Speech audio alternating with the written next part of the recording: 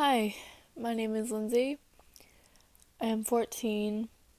I am bisexual and gender fluid, and I am a victim of mental, physical, and emotional abuse. I am also a victim of sexual assault. Now, I know that you all are thinking, Lindsay, how were you sexually assaulted? You're only 14. Like, that's stupid. But I am a virgin. I know, that's hard to believe, but I am. Do I want to remain one? Yes. I am in my first year of high school. I do not want to end up as some girl on the streets. But I'm not saying anything against those girls, but a lot of them regret doing that. Anyways, sorry for that. This video is going to be very scattered. Um this is going to be like my life story kind of thing. I was born on September 9th, 2002, to my mother and my father, Lisa and Aaron. Lisa Volts and Aaron Smith.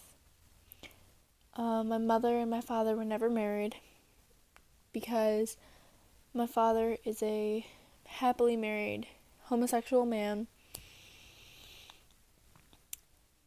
and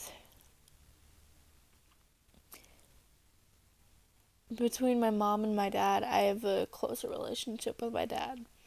Him and I have always shared our secrets with each other. I can vent to him, and he can always just make me laugh. Let me adjust my camera angle. Okay, sorry about that. I'm just kind of scattered. I'm filming this on my phone, so yes, I have a life. um, my stepdad, I've known since I was born. I call him Randy. I don't really call him anything else, but he has two daughters, Katie, who is 21 and in college. Hi, Katie. And then my stepsister, Lauren, who is 16. Yes, 16.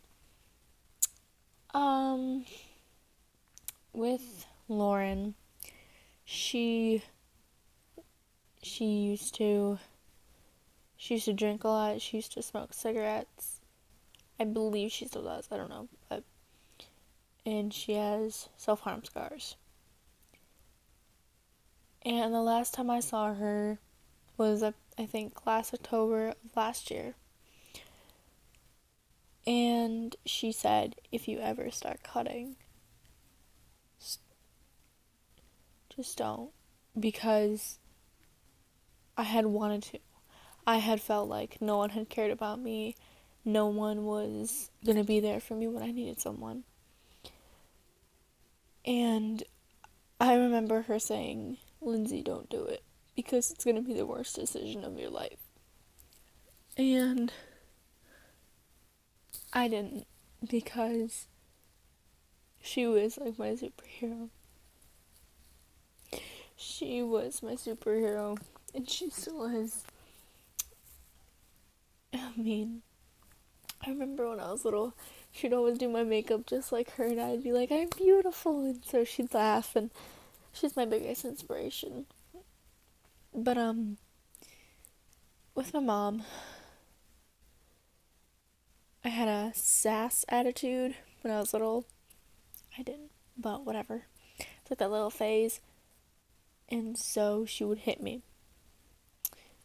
She would go like that, but it got so bad that every time she would move, I would flinch.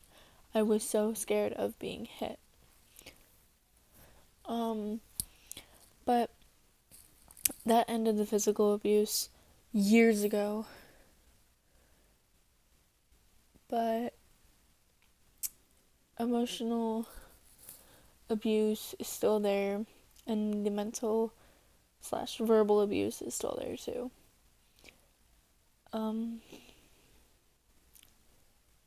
She took my phone, my other phone that I had. I stole this. This is my old phone that I had because I went to the park with my friends and said, "Do you want to end up on the streets like some whore? Because that's what you're gonna be." Oh wait, you already are one. And I was sobbing uncontrollably because I had felt like I wasn't good enough for her. I wasn't this perfect angel daughter that she had wanted. And it broke me. It really, really hurt. And I still haven't really gotten over it. This was last week. But I haven't gotten over it. Because I am just... What she said is still here. It's still here. She may have forgotten it, but in my mind, in this, it'll never be erased. Because what people don't get is when you bully someone and when you verbally attack them, it will remain with them for the rest of their lives. When people say, "Oh, just go kill yourself," as a joke, you never know if they're actually gonna do it. I'm sorry, my hair's a mess. I put it in braids today and it's all this curliness. My hair is naturally straight, but this video's a mess, I'm sorry. 8th grade was really hard for me because I was being harassed by 2 girls. And it actually got physical, and one girl grabbed my arm and said, "Why are you calling me a whore?" I had to push her off and said, "Get out of my face." I ran out crying of the classroom because I was just so scared. I was scared of my math teacher. I was afraid that he was going to physically harm us because he had this aura around him. Like, when you meet someone and you know that, like, they're going to hurt you. I dreaded going to his class because I was just so scared. But, then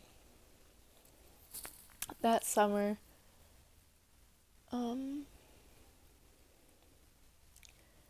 me and my ex, who I was dating at the time, were hanging out. And we'd hang out, she'd come over and we'd hang out at my friend Andy's house. He is transgender, female to male. Yay, Andy, I'm so proud of you.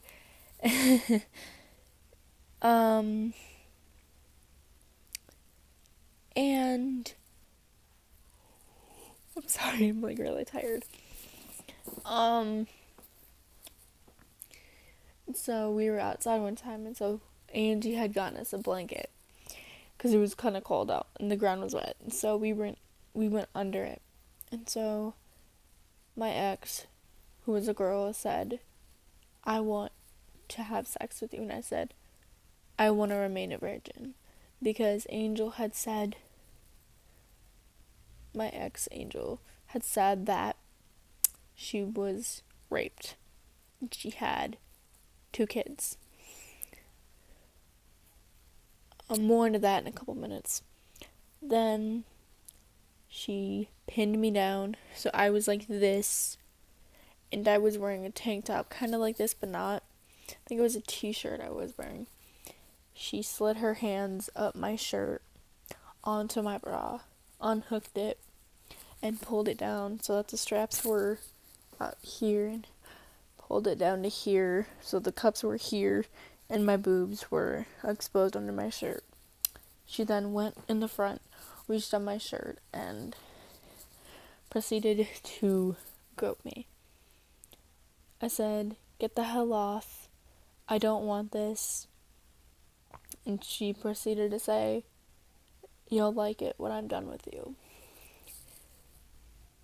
Angie had came out and Angel had gotten scared, so she got up, and I was trying to put my bra back together, and Andy's like, "Lindsay, are you okay?" And I shook my head no, and she's like, "Just talk to me later." And I said, "I'll tell you later." So, me and Angel broke up. Then I never talked to her again. I plan on never talking to her again because of what she did to me. Then school year is okay. I wasn't really bullied like I was at my old school, and I met a lot of new friends, saw some old ones. I went back to Mount Clemens School District because there's such a community there. Then my ex-boyfriend Dylan came along, and he was over one time, actually twice. I was like laying, like my head was like on his chest, like right here on his chest. And so he went like this and proceeded to grope me. He didn't go up my shirt, but he went like this. And I said, "What are you doing?" He said, "Don't you want this?" And I said, "No." But yet he proceeded to do it. And then I curled my legs up like that, and he reached down, and I felt this finger go into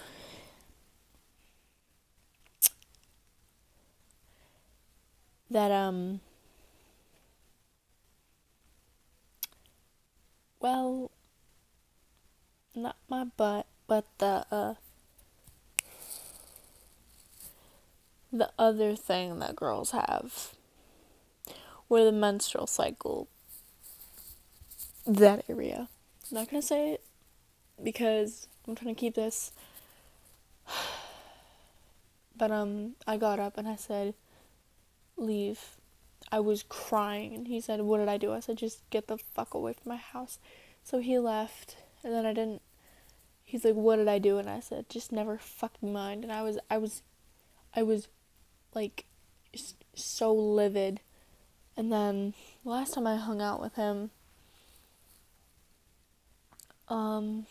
before we had broken up, he